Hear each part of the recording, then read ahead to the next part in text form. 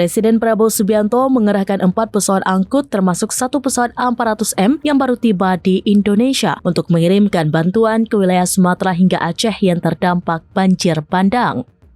Menurut Seskap Teddy, armada yang terdiri dari 3 Hercules diberangkatkan pada Jumat 28 November pada pukul 7.30 waktu Indonesia bagian Barat dari Halim menuju Padang, Bandara Silangit, Banda Aceh, dan Luxmawe.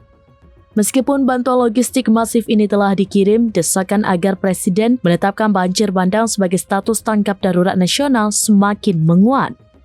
Bagian media sosial, John Sitorus mempertanyakan mengapa status darurat belum ditetapkan, menyinggung kekhawatiran masyarakat akan diskriminasi wilayah atau keengganan negara mengeluarkan anggaran besar.